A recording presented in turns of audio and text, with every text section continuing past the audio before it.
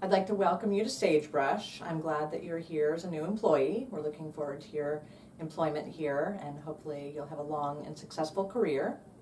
I wanted to take this opportunity to tell you a little bit about Sagebrush, what we stand for, how we came to be here. We started in Great Falls at one residential location with 8 beds.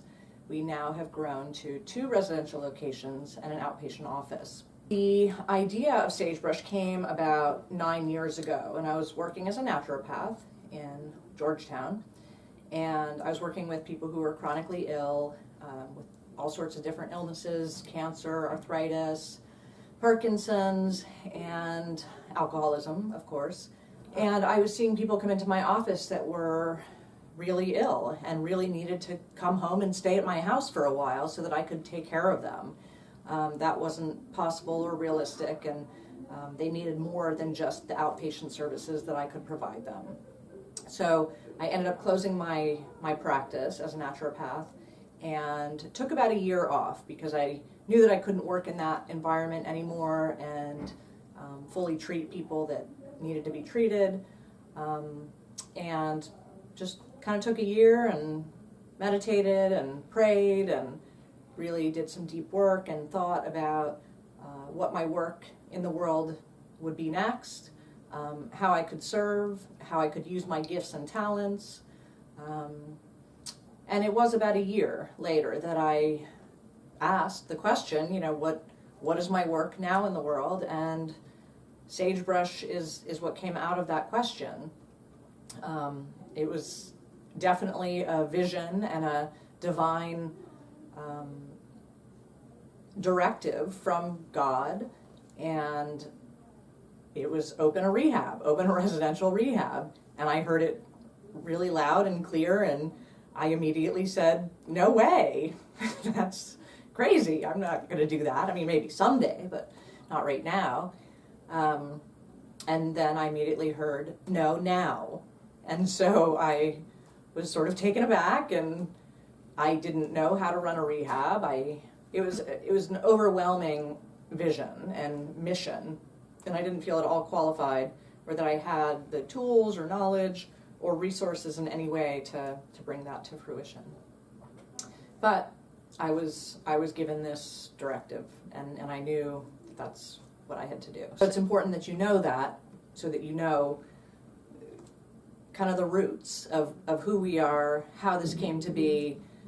This wasn't a business proposition. This wasn't, how can I make money? This wasn't,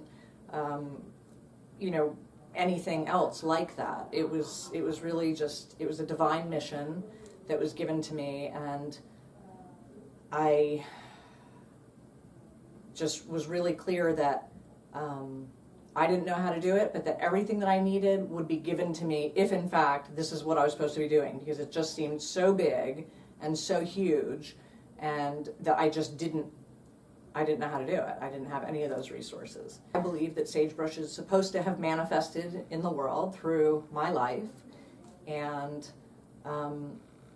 it was a huge act of faith to actually take every step along the way to open the doors, and everything that we've needed along the way has come mysteriously, incredibly, sometimes out of the blue, a lot of times at the 11th hour, but the right people have shown up. The right people, which makes our business go round, came through our doors and continue to come through our doors. The mission of Sagebrush is to transform the lives, families, and communities of men and women who desire to be free from addiction so that they might enjoy the benefits of a lifetime of recovery. Our vision is to provide a sacred container that allows for personal transformation and healing. We do that through a variety of modalities. We offer a lot of experiential therapies, in addition to comprehensive holistic treatment. That means that we treat the body, the mind, and the soul.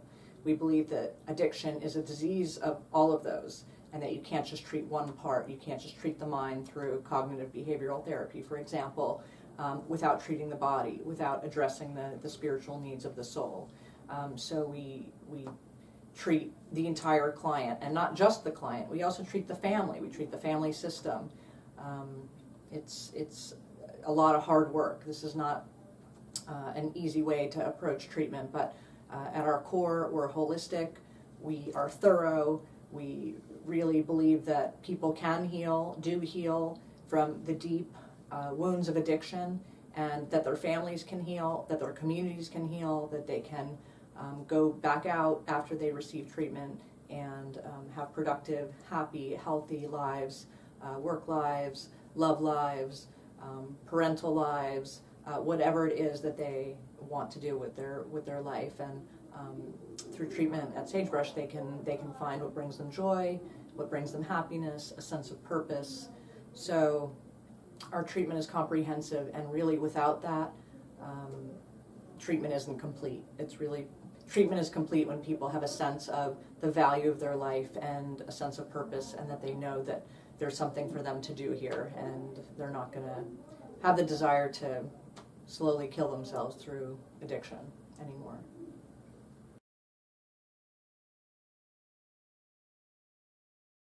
Right? We spend a lot of time at work, and so we want a culture where we want everybody to come to work and to want to come to work and to be happy at work and to be fulfilled at work and to feel like, wow, I make a difference, and this is purposeful work. Like, my life has meaning here, right? That's what we're trying to teach our clients. And so that's what we need to feel ourselves. And we're all responsible for that. We're all responsible for creating the culture that we want here. And we're really servants to the bigger mission. I think if you think about it in that way, which is how I think about it, that I'm here to serve, we're here to serve,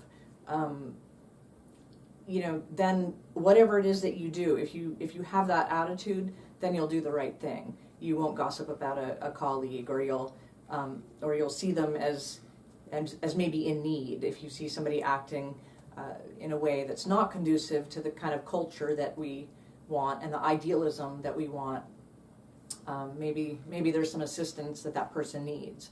So instead of being critical, perhaps we can offer some support or encouragement, or ask maybe what they need to get back on track, so that we can have a healthy environment and a healthy culture.